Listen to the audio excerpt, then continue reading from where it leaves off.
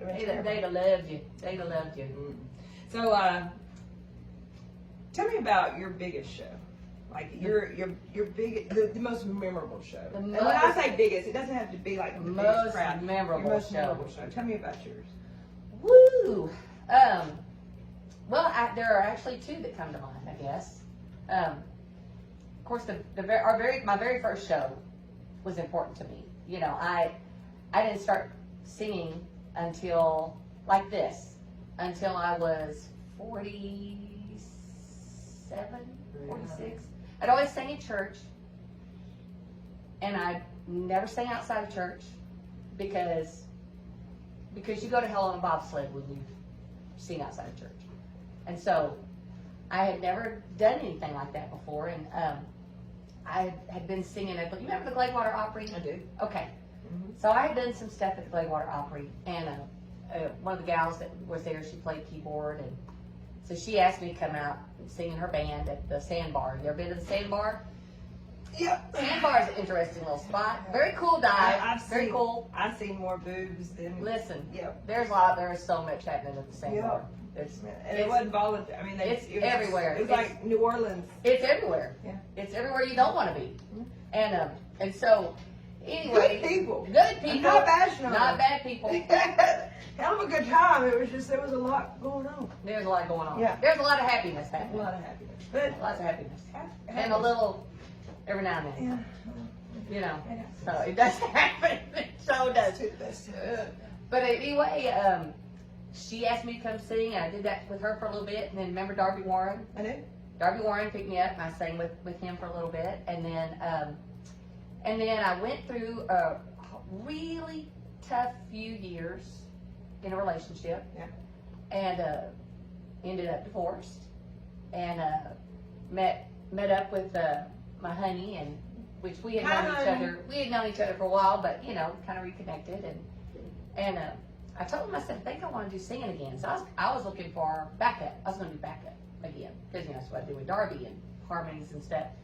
He said, no, if you're going to do this, let's do your own band. And I was like, oh. And all I could think of was, I don't know nothing about fronting a band. I don't know anything. But I was willing to give it a try, and somehow we stumbled into these great guys. My first bandmates were Ron Havilar, who was my bass player forever, and then Skip Rivas, who passed away just recently, I guess within the last year, and then Keith Haley. And I started out with them, and then it just kind of morphed. But our very first gig was the Gray County Fair. And Darby Warren was playing, and he asked me to come and sing with him, and I said, sure. And he said, Kim, I don't know what I'm going to do. I don't. At that time, it's a 3-hour thing. Yeah. And he said, I don't have 3 hours of music. And I was like, well, kind of working on this band, and we could do an hour. Yeah. And he said, okay. So I got my guys together, and we literally threw together an hour of music. And that was our very first gig.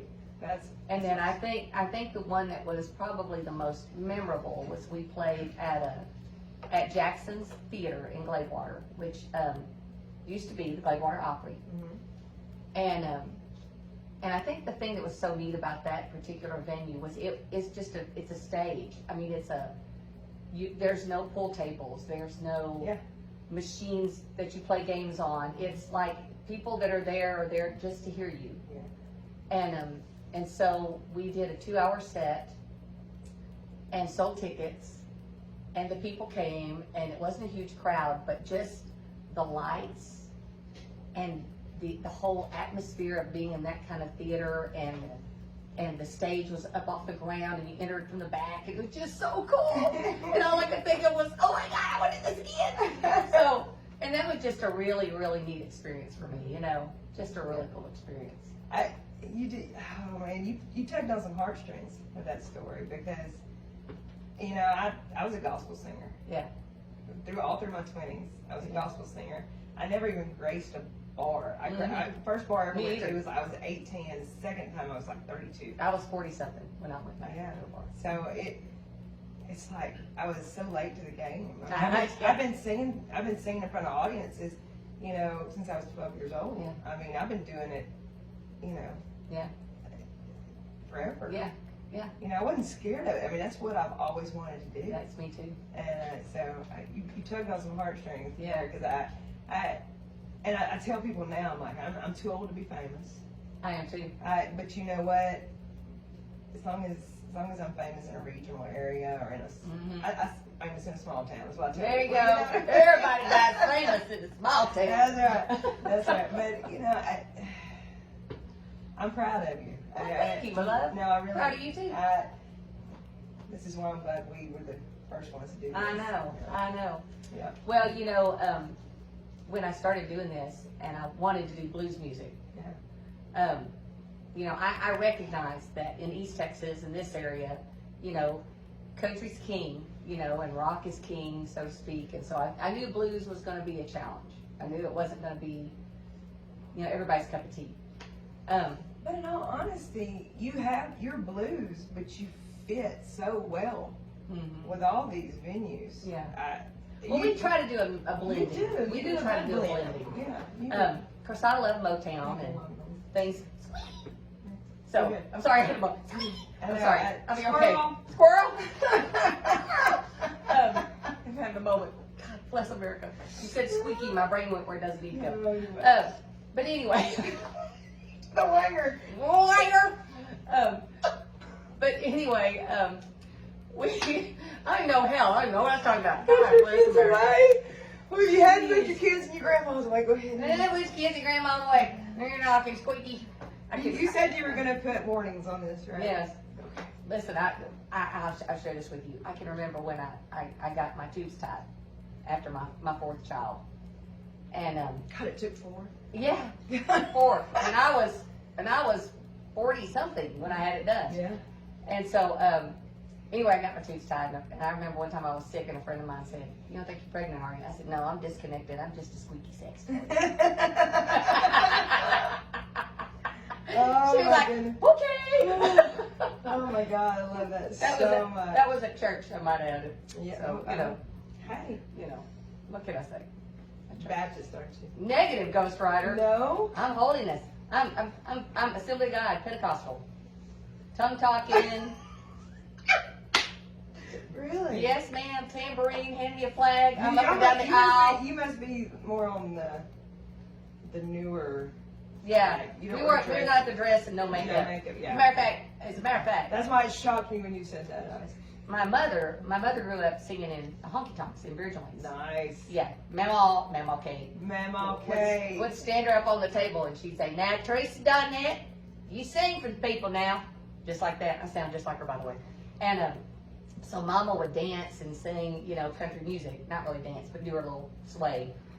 But she liked Motown.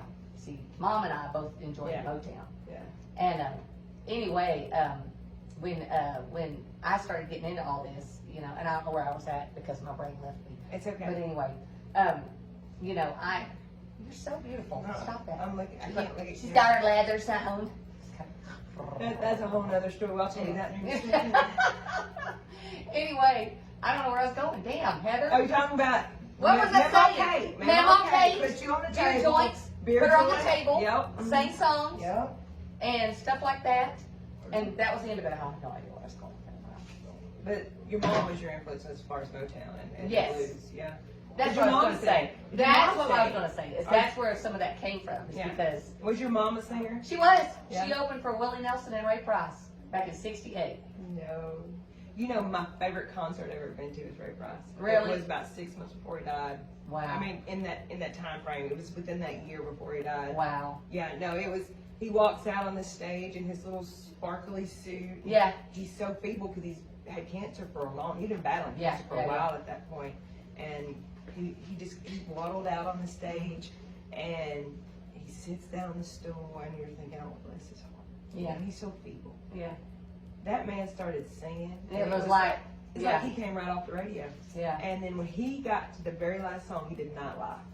Oh, wow. And in that big note at the end of Not Laugh, Mhm. you could see that little frail body take this Big old breath. breath from his toes